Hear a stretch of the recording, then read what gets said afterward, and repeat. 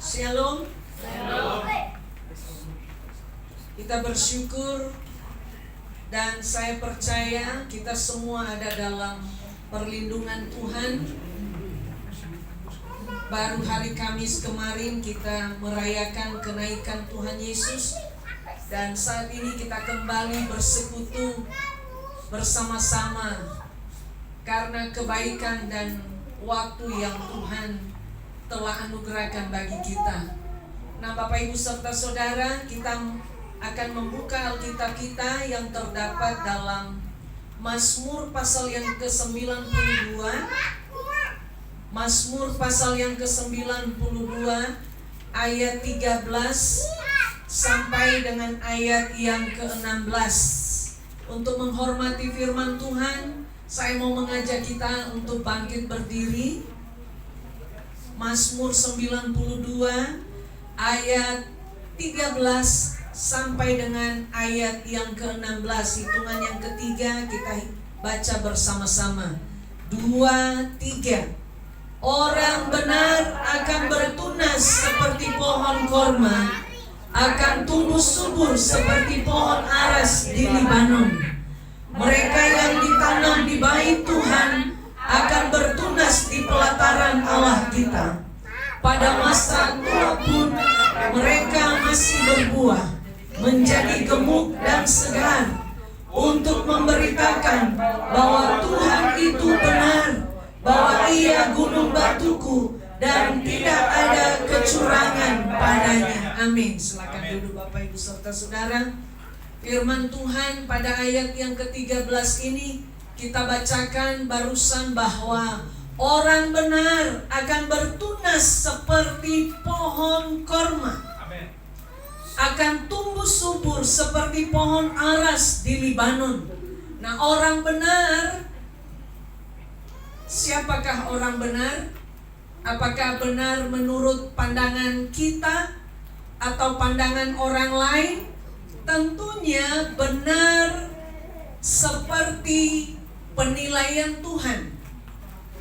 Itu benar.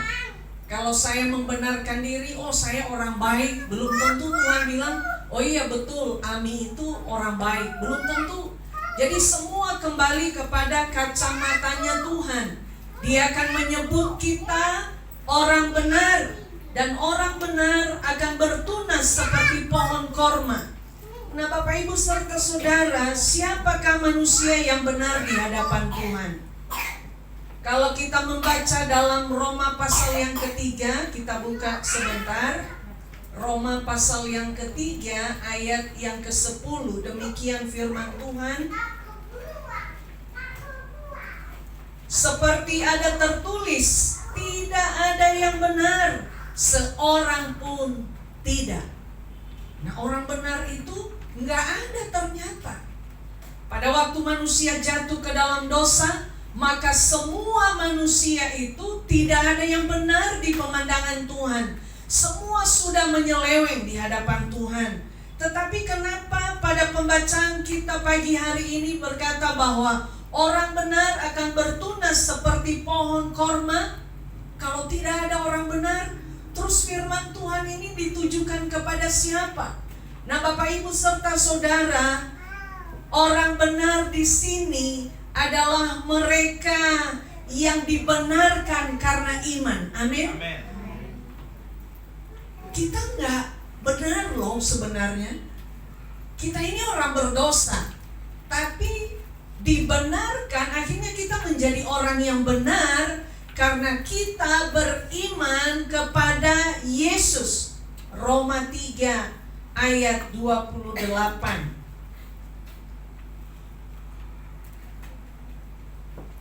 Roma 3 ayat 28. Begini bunyi firman-Nya. Karena kami yakin bahwa manusia dibenarkan karena iman dan bukan karena ia melakukan hukum Taurat. Nah, ini dia. Tidak ada yang benar, bahkan sekalipun Musa telah membawa 10 hukum Taurat yang Tuhan firmankan kepadanya di Gunung Sinai, tidak ada satupun yang bisa Sedangkan kategori orang benar itu adalah tidak boleh ada 1 dari 10 hukum Taurat yang dilanggar. Contohnya 9 saya sudah lakukan, tapi ada 1. Contohnya saya berzina, atau saya mencuri, atau saya menyembah berhala. Maka itu gagal. Yang 9 itu tidak diperhitungkan. Nah, Tuhan tahu bahwa manusia itu gak mungkin bisa sempurna melakukan isi hukum Taurat itu. Maka karena kasih-Nya Dia turun ke dalam dunia. Nah, Rasul Paulus menyampaikan surat ini kepada jemaat yang ada di Roma, orang-orang Roma saat itu, bahwa karena kami yakin bahwa manusia dibenarkan karena iman dan bukan karena ia melakukan hukum Taurat. Nah, jelas bahwa kita disebut orang benar karena kita dibenarkan karena percaya kepada Yesus. Itu yang pertama. Yang kedua, mereka yang percaya akan penebusannya di kayu salib, maka itu disebut orang benar. Saudara yang kekasih, tadi saya katakan bahwa firman Tuhan ini ditujukan kepada mereka yang disebut orang benar. Siapakah tokoh-tokoh Alkitab yang tidak luput dari yang namanya dosa? Sekalipun Abraham disebut bapa orang beriman, tetapi dia juga pernah kena sandung masalah. Benar ya? Dia pernah kena sandung masalah. Tapi kenapa dia disebut bapa orang beriman? Karena letaknya dia menyadari kesalahannya itu. Lihat, Abraham sebenarnya dia percaya kepada janji Tuhan bahwa dari dialah, dari rahim Sarah lah akan diturunkan penebus, menjadi bangsa pilihan Allah. Keturunannya nanti akan banyak sekali seperti pasir di laut dan bintang-bintang di langit. Tetapi Tante Sarah agak ragu.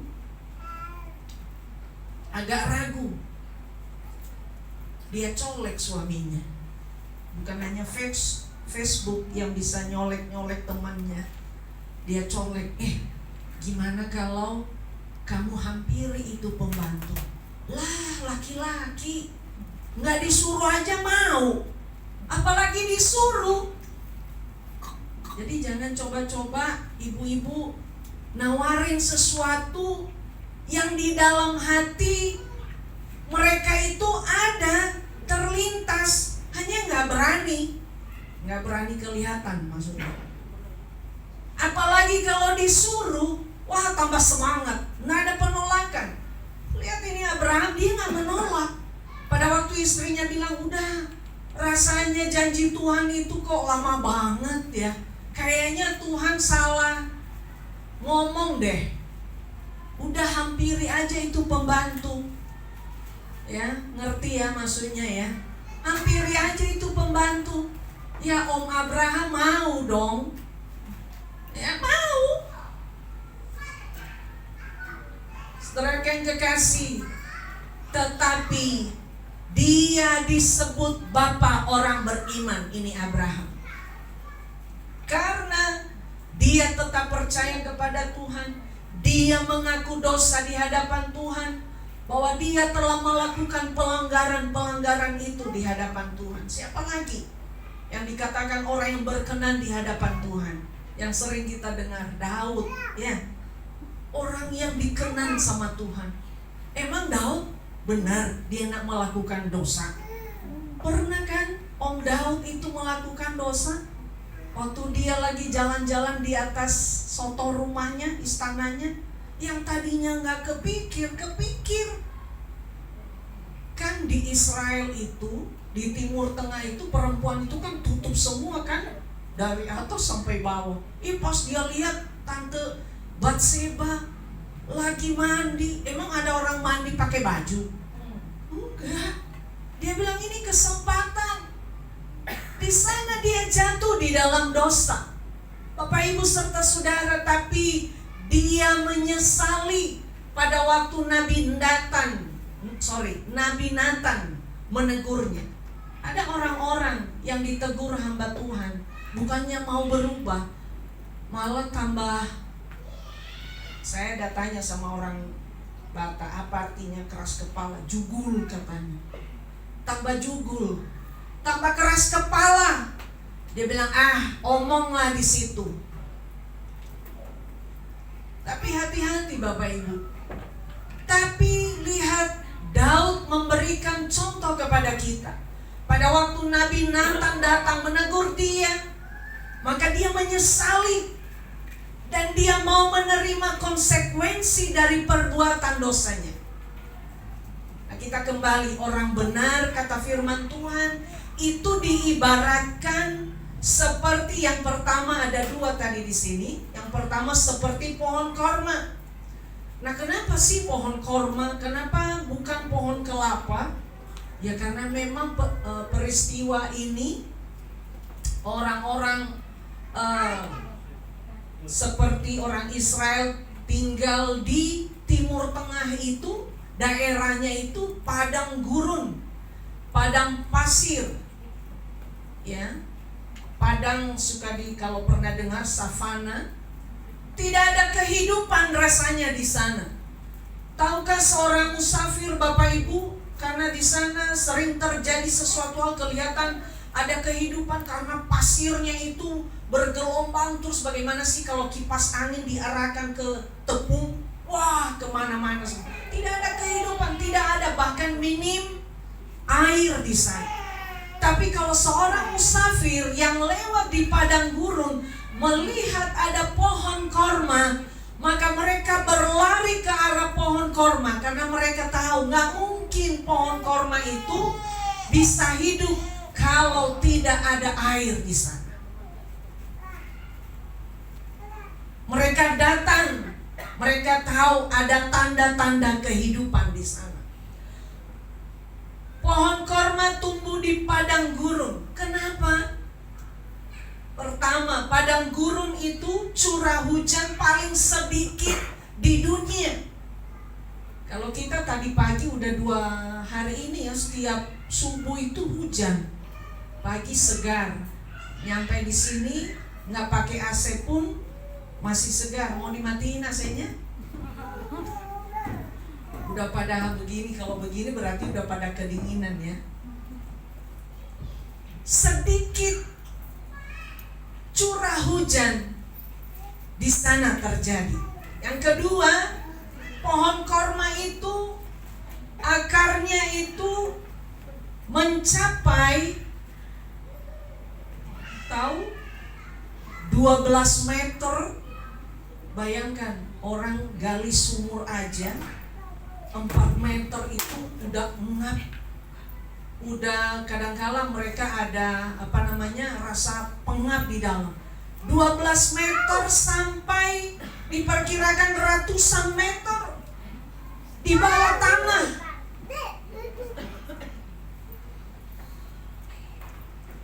Biji korma itu kalau ditanam itu biasanya kan kalau tanam benih hanya berapa senti lah langsung ya, langsung tumbuh setelah beberapa hari. Tapi kalau biji korma ini dia harus ditanam sedalam 2-3 meter. Satu biji kurma 2-3 meter kedalaman. Udah ditanam, baru ditutup dengan tanah kembali, ditutup dengan bebatuan lagi yang paling besar. Nah, lihat pohon korma ini yang duluan tumbuh itu, akarnya dia mencari sampai kedalaman ratusan meter sampai dia dapat air. Kalau sampai sampai pohon korma ini tumbuh, bertunas ke atas. Contohnya ini dataran atasnya, dia udah dapat dulu, udah berakar dulu. Oh, berarti ada air sampai ratusan meter. Baru dia harus berjuang untuk mendorong bebatuan itu. Dia harus mendorong sampai bebatuan itu terlempar, tidak menghalanginya. Baru pelan-pelan muncul tunas dari pohon korma tersebut. Ini adalah gambaran kepada kita bahwa kita sebagai orang yang percaya kepada Tuhan, kita perlu berakar. Kita perlu berakar, perlu ditanam 2-3 meter ke dalam. Nggak kelihatan. Biji tanaman itu nggak kelihatan. Dia harus berjuang begitu kerasnya, mencari dan mencari. Kalau dia bisa ngomong, mungkin dia bilang sama pemilik bibit pohon korma, kok nyiksa banget ya, 3 meter gua ditanam, udah itu ditindis pakai bebatuan lagi. Dalam hidup kita, mungkin kita berpikir, Tuhan, aku kok gak pernah dilihat orang, aku kok gak pernah dihargain orang. Ini masalahku ini bertubi-tubi seperti biji kurma ini, ditindis terus sampai biji kurma itu mendapat akar yang sangat-sangat kuat, mendapatkan air, baru dia bertumbuh. Kita singgung sedikit kenapa orang mudah sekali meninggalkan imannya sama Tuhan. Karena akar pengenalannya sama Tuhan itu dangkal sekali, seperti biji kecambah. Nggak mungkin dia ditanam sampai bermeter-meter. Ya, hanya sedikit korek aja di pot, taruh, tumbuh. Itu loh toge. Cepat patah. Nah, pohon korma ini nggak mudah juga mengalami masalah badai sebesar apapun, karena dia punya akar yang sangat kuat, karena dia sudah begitu berakar sangat dalam. Walaupun tengah malam tuh angin kencang, badai yang datang, tidak menumbangkan pohon korma ini. Ini adalah ibarat kehidupan kita, orang-orang yang sungguh-sungguh sama Tuhan, yang sudah punya akar di dalam Tuhan. Kita tidak mudah menyerah, kita tidak mudah tumbang iman kita. Kita tidak mudah menyerah hanya karena doa kita belum dijawab oleh Tuhan. Saya senang dari tokoh Alkitab, saya kagum banget dengan yang tim Sadrak, Mesak, dan Abednego. Itu orang yang hebat menurut saya, dan saya coba implementasikan dalam hidup saya. Apa yang dikatakan? Dia bilang pada waktu mereka disuruh apa? Menyembah kepada patung, supaya Tuanku Raja tahu bahwa kami tidak akan menyembah patung yang Tuanku dirikan itu. Kalau Tuhan kami sanggup melepaskan kami, biar dia melepaskan kami. Tapi kalau tidak pun, lihat, sampai Tuhan, saya bisa gak punya iman seperti itu? Bisa gak kita semua? Tuhan, sekalipun bulan ini penghasilan usahaku di bawah harapanku, aku tahu Tuhan akan mencukupkannya. Sekalipun Tuhan tidak menolong kami, lihat betapa Sadrak, Mesak, dan Abednego menaruh harapan besar hanya kepada Tuhan. Mereka gak mau. Dan mereka diperhadapkan, iman inilah yang perlu kita punya. Itulah sebabnya di Mazmur 92 ini berkata, orang benar akan bertunas seperti pohon korma. Dia tidak mungkin kalau sampai pemilik biji kurma ini dia lihat berminggu-minggu, berbulan-bulan, bertahun-tahun, kenapa tidak tumbuh ini tunas pohon korma? Artinya dia sudah menyerah, dia nggak berakar, atau mungkin dia nggak dapat itu air yang menumbuhkan dia. Pentingnya kita tadi saya ulang lagi, berakar di dalam pengenalan akan Tuhan. Saudara yang kekasih, pengenalan akan Tuhan itu sangat dibutuhkan. Pohon korma yang luar biasa, bahkan saya mempelajari akarnya pun itu ya bisa tumbuh sampai ratusan meter. Kita harus mencari kedalaman jiwa kita, roh kita kepada Tuhan sampai kita menemukannya. Bukan berarti Tuhan itu jauh dari kita Bapak Ibu, tapi harus ada usaha kita untuk mencari Dia, mencari air kehidupan itu seperti pohon korma. Nah, kalau sampai kita berbuah, artinya karena kita sudah berakar di dalam Tuhan, kita sudah melewati, kita sudah melemparkan masalah bebatuan dalam hidup kita. Kita telah menghancurkan itu. Kita berkemenangan karena kita punya akar yang kuat di dalam Tuhan. Yang kedua, orang benar itu diibaratkan seperti pohon aras di Libanon. Tadi pohon korma masih ayat 13a. Sekarang akan tumbuh subur seperti pohon aras. Saya coba cari-cari ini pohon aras kayak gimana. Saya cari gambarnya, ya mirip-mirip. Dia masih serumpun dengan cemara, ya, cemara. Nah, dia tumbuh di ketinggian, di pegunungan yang tinggi. Kalau ke puncak Bapak Ibu, kita akan melihat pohon cemara, padahal udaranya dingin di sana. Tapi dia nggak mengalami kekeringan.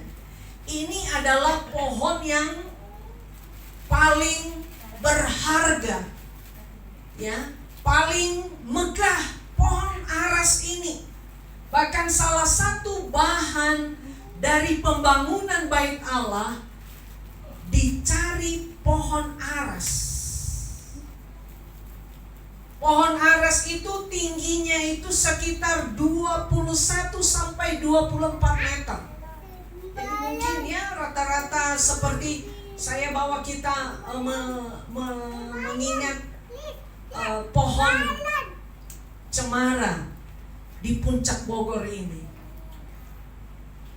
Dia tidak mengenal musim. Mau musim panas, dia tetap hijau.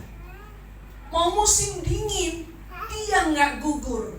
Makanya supaya kita tahu bukan hanya sekedar kekristenan, setiap Natal itu ditaruh pohon cemara. Itu punya makna. Kalau zaman dulu itu, kalau sekarang udah nggak dipakai itu, di pohon Natal itu biasanya ditaruh kapas, ya. Itu lambang salju. Nggak mudah. Sekalipun salju itu udah meliputinya. Kalau terjadi salju di Eropa, itu orang-orang nggak berani keluar. Kalau nggak pakai jaket yang tebal, bahkan bisa tubuhnya itu membeku Bapak Ibu. Tetapi hanya pohon aras, pohon cemara lah yang bertahan di sana. Kenapa? Dia punya kekuatan akar juga yang sangat kuat.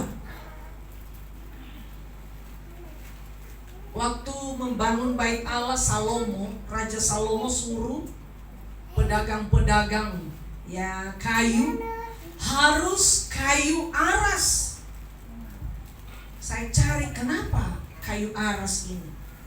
Kalau bambu biasanya kan ada kayak potongannya itu ya, ada matanya ya, kayak kayu-kayu lain itu punya mata. Jadi itu adalah bisa serangga masuk ke sana, bisa rayap masuk ke sana di bagian mata di kayu itu dan akan memakan pohon itu. Tetapi kayu aras ini dia tidak punya mata. Di kayu itu nggak ada mata kayunya. Saudara yang kekasih, ini makna kepada kita bahwa kita tidak boleh memberi celah kepada iblis untuk merusak hidup kita, untuk mengganggu iman kita kepada Tuhan, akan membusukkan hati kita. Akhirnya pohon itu bisa mati. Hidup kita mati pada waktu kita digerayapi, dimakan, digerogoti oleh kuasa-kuasa yang bukan dari Tuhan. Lama-lama orang akan menjadi mundur kepada Tuhan. Kita tidak boleh tutup-tutup keadaan. Kita harus menyatakan fakta. Banyak orang-orang yang tadinya lihat di YouTube berkeliaran semua, orang menjadi murtad, meninggalkan imannya kepada Tuhan. Yang tadinya taruhlah kalau masih orang awam, kalau hanya penyanyi bagi saya sih ya itu mah biasa ya. Tapi kalau sampai seorang hamba Tuhan menjadi hamba di luar kekristenan, waduh, saya nggak tahu teologianya dari mana, belajarnya dari mana. Kenapa? Karena sebenarnya bukan sesuatu hal yang terjadi tiba-tiba, tetapi telah memberikan kesempatan kepada iblis untuk membusukkan rohaninya itu, pengenalannya itu kepada Tuhan. Tuhan itu nggak baik, Tuhan itu lama banget, ya, lama banget menjawab doamu. Saya kok seperti ini terus, orang lain pada berhasil usahanya. Emang betul Bapak Ibu, orang yang di luar Tuhan usahanya wow, ya kalah kita. Makanya paling sulit mereka mau percaya sama Tuhan pada waktu keberadaan itu masih menjadi bagian mereka. Tapi ingat bahwa mengikut Tuhan harus pikul salib. Nyanyi mah gampang, tetapi melakukannya dalam kehidupan kita sangat berat. Dahan-dahan dari pohon aras ini Bapak Ibu, itu panjang menjulur ke samping, menjulur ke samping. Kalau dia menghadap begini, menjulur lagi.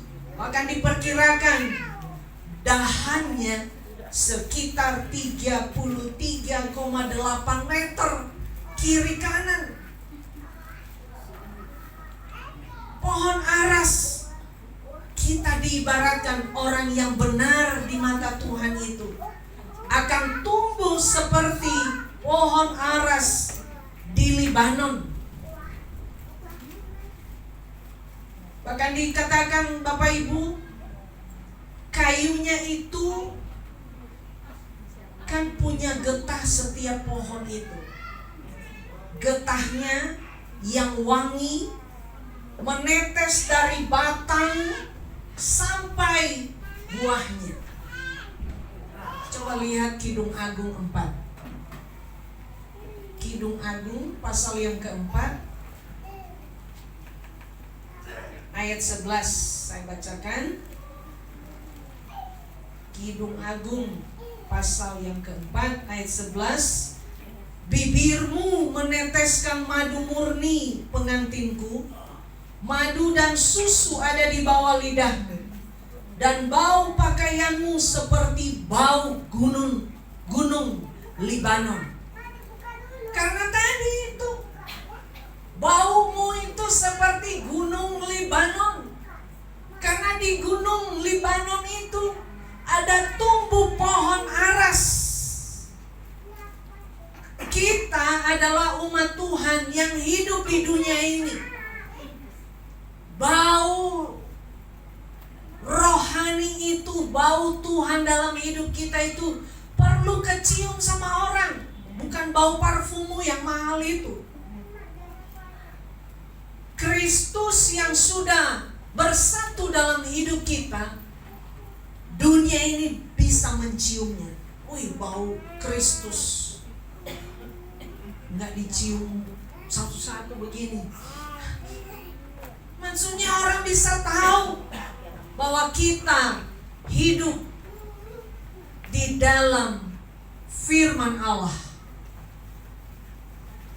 Kehidupan Kristus itu harus membuat hidup kita ini menjadi wangi. Jangan sampai orang menutup hidung karena sifat-sifat kita yang tidak berkenan kepada Tuhan. Akan dikatakan kayunya pahit yang menolak serangga untuk menggerogoti kayu itu. Karena dia tidak punya mata kayu. Mari kita belajar untuk melawan kuasa iblis. Mari kita buka 1 Petrus pasal yang ke-5. 1 Petrus pasal yang ke-5 ayat 8. Sadarlah dan berjaga-jagalah. Lawanlah si iblis. Lawanmu si iblis berjalan keliling sama seperti singa yang mengaum-ngaum dan mencari orang yang dapat ditelannya. Ayat 9, lawanlah dia dengan imanmu yang teguh. Nah, ini dia. Lawanlah iblis itu dengan imanmu yang teguh. Harus berakar, balik-balik lagi. Harus berakar dulu kita di dalam Tuhan.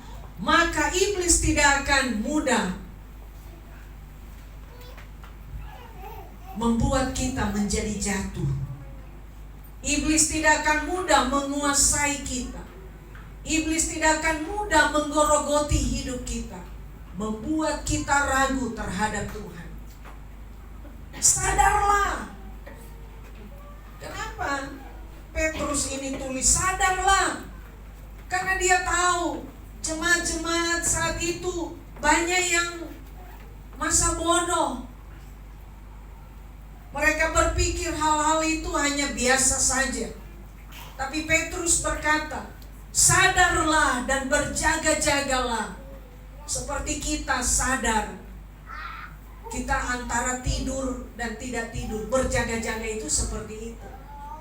Kalau ada maling datang, kalau ada penjahat datang, kita harus berjaga-jaga. Kemarin saya nonton video, ada orang pura-pura tidur terlentang di jalan raya. Niat orang ini yang naik motor ini baik, dia mau tolong. Dia bilang, bang, kenapa tidur di situ? Tahu-tahu apa? Dia mau merampok. Itu adalah siasat-siasat si jahat. Jadi mari kita sadar dan waspada. Memang kadangkala jadi Tuhan, tapi Tuhan ajar kami mengasihi orang kan. Kalau seandainya dia memang membutuhkan pertolongan, niat kita baik kan, tapi malah sebaliknya kita yang diserang. Saudara yang kekasih, tapi perlu berjaga-jaga. Perlu berjaga-jaga. Perlu kita punya iman yang teguh supaya kita kuat, supaya kita tidak dikalahkan oleh yang jahat. Bapak Ibu serta saudara, firman Tuhan tidak pernah berdusta. Dikatakan mereka yang ditanam di bait Tuhan akan bertunas di pelataran Allah kita. Akan bertunas. Kita kalau sudah dibina iman kita dalam firman Tuhan, di mana kita beribadah, maka kita akan muncul menjadi tunas-tunas yang ada di pelataran Tuhan. Artinya apa? Yang suka melayani Tuhan, yang berbangga karena Tuhan. Kalau pohon korma ini bilang, batu kamu terlempar kan, saya sekarang mulai bertunas. Pohon korma kalau bisa ngomong, puji Tuhan, saya berkemenangan, sekarang saya bisa menghirup udara yang segar, saya bisa bertunas.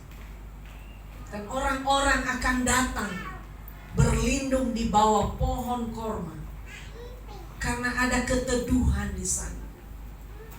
Akan bertunas di pelataran Allah. Ingat, pada ayat 15, ingat ini janji Tuhan. Pada masa tuanya pun mereka masih berbuah, menjadi gemuk dan segar.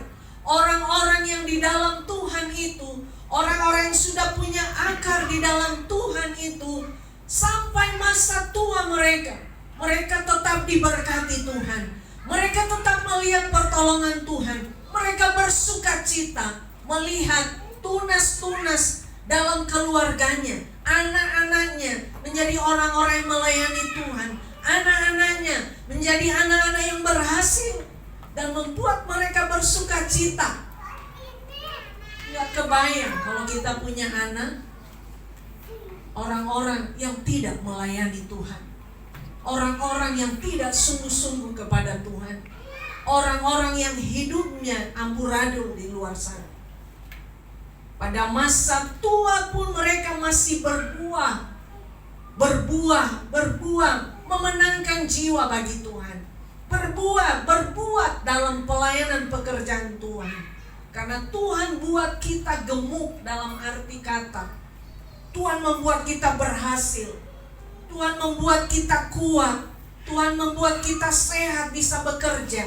Sebenarnya itu semua keperluannya untuk bertunas di pelataran Allah kita. Jadi kalau kita berhasil ke depan, anak-anak muda, kalau kalian berhasil ke depan, ingat Tuhan yang membuat kalian berhasil. Tuhan punya maksud membuat kalian berhasil, bukan hanya sekedar begitu saja. Pada ayat yang ke-16, untuk memberitakan bahwa Tuhan itu benar, bahwa Ia gunung batuku dan tidak ada kecurangan padanya. Tuhan itu gak pernah curang. Kalau orang lain, kalau manusia masih bisa curang kepada kita. Ada seseorang tokoh politik kemarin diwawancara, saya menonton videonya, ditanyakan sama hostnya, sebenarnya Pak, di politik itu janji-janji politik itu benar apa bohong? Dia menguraikan dengan bijaknya, siku sana, siku sini, sampai ditanya kenapa Bapak sampai menjadi tim sukses, apa supaya dapat proyek?